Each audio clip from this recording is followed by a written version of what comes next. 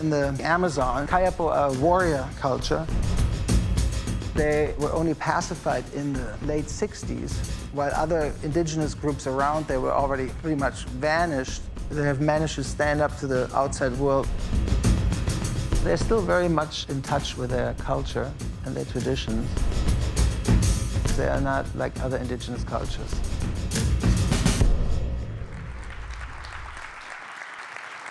When National Geographic calls with an assignment to go down to Brazil, to the Amazon, first you're very excited. Then there's a problem with FUNAI, with the authorization. You don't know if you actually can go, and then it goes back and forth, back and forth. So ultimately, then you're going all of a sudden. And this is all the equipment we took. You know, my approach to photographing these cultures is that I treat them the same as if they were a famous person in Hollywood. I bring my lights, I bring my studio setup. I want to differentiate myself from just a pure journalistic photographer. I want to be a documentary photographer, but I want to also document their faces or to mark their bodies against the plain background. So we have quite a lot of equipment. And then we were told we'll be going with a woman named Dr. Barbara Zimmerman. She sent us this picture of herself. And we ended up in Maraba, which is in the Amazon. And we had to drive for 6 hours to Tucumã. And Tucumã is like the closest town in the north of the Kayapo lands. And you know, on the way there, you drive through a landscape that looks like this. I thought it looked beautiful. You know, it's kind of very pretty. But basically, it's all cut down rainforest. So Barbara kept on telling me, no, this is ugly. This is horrible. This is what cut down rainforest looks like. This is the enemy right here. And this is where we went. You see Brazil, and you see the green area, all that area, that's all indigenous territory. It's a huge territory that they have. It's about the quarter the size of France, or the same size as South Korea. It's actually the largest piece of protected rainforest in the world. Protected as long as they protect it. And as soon as you leave Tucumã, which is right on the border of the land, you fly over the rainforest. And our first village was called Kenjam. And right next to Kenjam is this beautiful rock that just comes out of the rainforest. And this is an aerial view of the village. I feel like it's out of a movie. It couldn't be any prettier, the setting. And the Kayapo, a warrior culture, where young men at an early age would learn how to fight and to kill. And they were only pacified in the late 60s, while other indigenous groups around there were already pretty much vanished, a lot of the neighboring tribes. But because they had this strong warrior culture, they even raided each other villages. There's stories where I met one chief, Pukatiri. His village was raided when he was about 5, 6 years old, and was then taken hostage by other Kayapo and grew up with a different Kayapo family. And his mother was killed in front of his eyes. So they're a very fierce warrior culture, and I think that's the main reason why they're still around today. And this is now the beginning of our first real day. The men said they are going hunting. We asked if we can come along. And this is Unide, probably my favorite person I met in Kayapo lands, because he's very traditional. He's very tough, very hardworking. He's constantly doing something. While we're driving the boat down to a spot, he is shooting at fish with bow and arrow. Then we pull up at the sandbag, and he starts digging and pulls out these like little grubs for fishing, it turns out.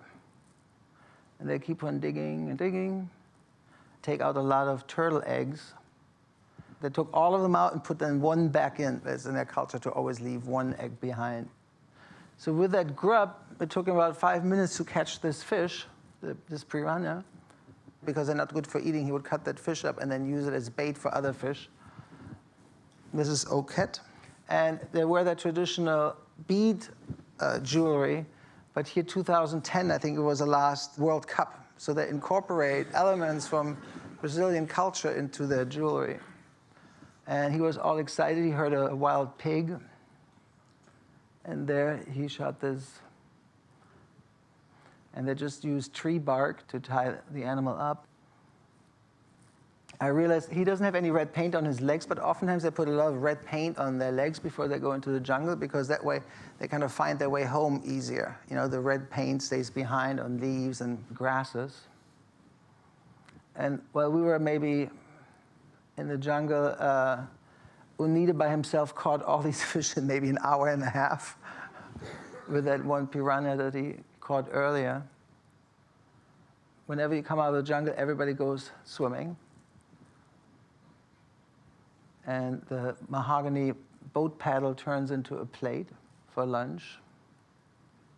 So he then cut up the pig in different pieces and then traded with Oneida some part of the pig for some fish. They had so much food, so many fish, so many fruits that it felt like they can't even eat it all. I've seen rotting bananas, fish laying around, papayas. It was the food there is so plentiful. I've never seen anything like it. They still have bow and arrows, but ever since they encountered the first white people, the first thing they got was shotguns, which are obviously a lot more easier to hunt with. And older people are allowed to get money from the Brazilian government. If you're over a certain age, which is hard to prove because none of them have a passport or any ID cards. But that's a way to get a little bit of money, and they buy shotgun shells with it. Oneida, the hunter who shot the pig, his wife, has a pet pig at home. So it was quite the irony. So when they shoot a mother that has a baby and the baby doesn't die, then they take the baby home and raise the baby pigs as pets. And while we were gone, the women were sitting right next to the men's house, hanging out and practicing a dance. The great chief Robney had agreed to meet us in Kenjem in this village. He's from Mektuktiri, but he said he would come up to meet us together with Megaron, old friends of Barbara's. And so these women, turns out they were practicing a dance for his arrival. And this little baby already has this huge earlobe. They start them out right after they're born. And that was day one, pretty much. Which was a long day. This was our dinner. I skipped the eye. And the woman said they would take us out into the jungle. They all wear these dresses now for the last maybe 40 years. They all have them custom made. They have their own little style that they like, and they trade beads, they trade fruit and other things to get these dresses.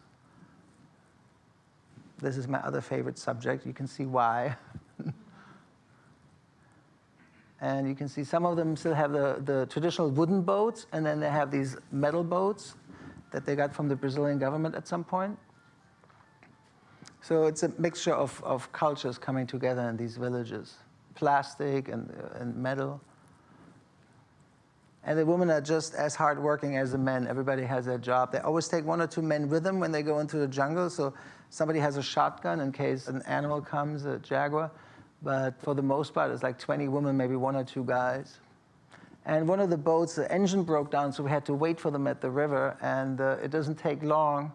And they just settle in. It's basically they're anywhere in the jungle, they're just as at home as at home. They start smoking, or they start cutting their hair. The babies always come with the mothers, no matter where they go, all the time. And this young girl climbing a tree with a big machete in her hand. I thought it was a very good idea to send like a 6, 7-year-old up in a tree with a machete. And what she does is she cuts out acai, which is this berry that was very popular here after pomegranate, I think before coconut water. And it's supposedly very high in antioxidants, and they have it growing there wild, so they harvest a lot of it. They peel a lot of bark of trees that sometimes you wonder if that's such a good idea. They strip many of trees for many different purposes. It was so nice to see more or less after one day, everybody was so comfortable with us because we made a donation for each village we went to.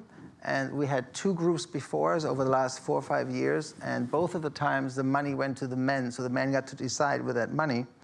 And this time was a woman's turn. So the women were actually extremely friendly to us, which normally as a man is always harder in these cultures to make a connection with a woman. And on that day, we were expecting Robney. He's basically, together with Megaron, the most famous Kayapo chief.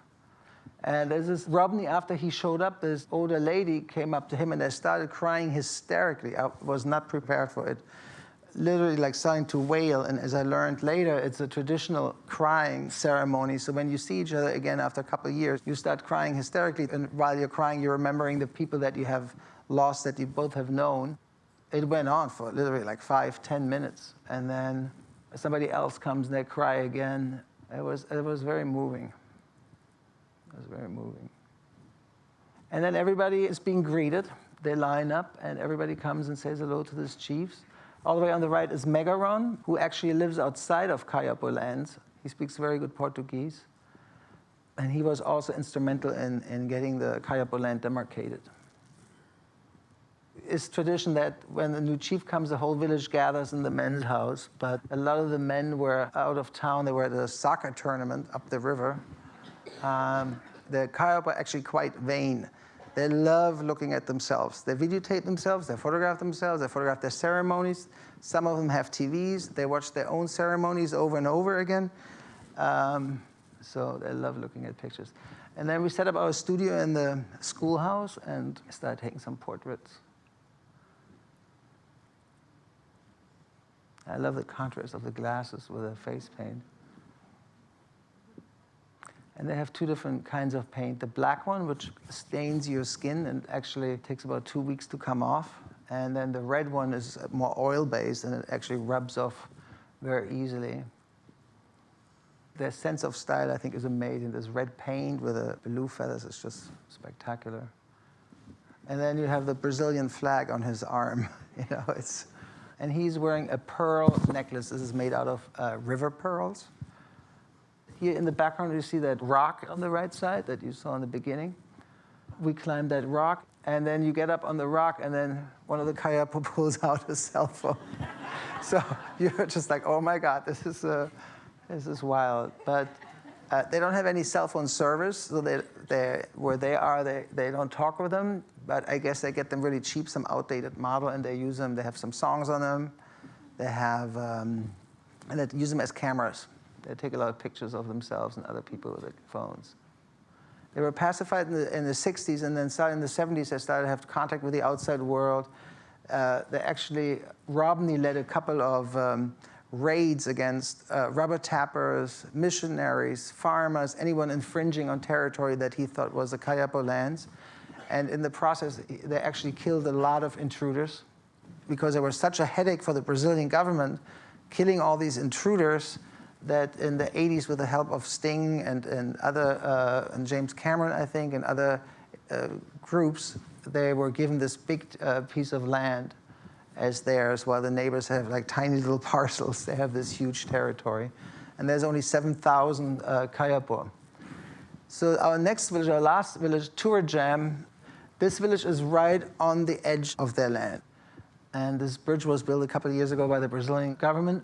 They decided on settling there. There normally wasn't a Kayapo village, but the Kayapo wanted to be closer to the outside world and started a new village. And because they're Brazilians, they can vote in the local elections. Every year or every other year, whenever there's elections coming up, they make new demands. So I think one of their first demands was that they build them a bridge. So then everybody, those like 300 people, voted for this local official, and they got their bridge. And because they have a bridge and they're so close to Tucumã, the village where we started, they even have taxis coming to this village. And a couple of years later, another elections come around and they demand electricity. They're hooked up to the grid, and this is their men's house, so it's even lit at night, while it was pitch black in the other villages. But saying that they're so close to the outside world, the jungle there actually looks more like what you would expect the jungle with these tall trees, this old growth tree. I actually like their jungle better than the one in Kenjemo and Mactutiri because it had this like grand feel to it. They know how to find some vines to get water when they're thirsty. So they're still very much in touch with their culture and their traditions. And as long as you can walk, you're doing some kind of work. There's no such thing as retirement at a certain age. And there's always somebody getting painted, no matter where you go, any time of the day, young and old. A lot of the kids looked like they were suffering. And some people you can only paint when they're sleeping. There was a lot more chubby people in this village. I think the closeness to a supermarket has its effect, and some even had a fridge. There were some TVs, and what was mind-boggling was that some Ecuadorian traders had come by and sold them DVDs with people that are dressed like Sioux Indians playing flutes. And they bought these DVDs, and they were running 24/7. They were looking at people dressed like Sioux Indians playing flutes and drums. He's still practicing with his war club. The traditional Kayapo weapon is not a bow and arrow, it's a club. And that's what Romney used on a lot of white guys too. But they picked up the bow and arrow from neighboring tribes. And you see these guys looking like this, watching a soccer game. And then a couple hours later, they look like this, getting ready for a naming ceremony. We got very lucky. In the last village, there was actually a whole other village visiting. And because in this new village, they wanted to show off what a great party they can have, what a great ceremony. And they prepared for a month for this naming ceremony that goes on for days, and had invited a neighboring village to come join them. So there was a lot of Kayapo, a lot of people getting dressed up. I was very fortunate. And then all of a sudden they would dance, and then they would run off into the jungle, stay in the jungle for like half an hour. And this is the young boy that is about to get a name a couple of days later in the middle here. And they dance and dance. I think they had to dance for 24 hours, the same dance, always going in a circle. It gets darker and darker. And then in the middle of the night, they're still dancing. Then they're starting to take some breaks. The whole village sets up tents and sleeping bags, and they basically start camping around this circle. Alcohol is strictly forbidden. All the Kayapo chiefs have put a big ban on alcohol, so we didn't see one drunk Kayapo, luckily. But they love their soda. It felt like at a tailgating party at some point. And the older people start sleeping, and some people totally pass out. And this little boy is getting his name by his grandfather. The man on the right is his grandfather. And then everybody goes home. So here comes a little video, so you see a little bit about how these people move.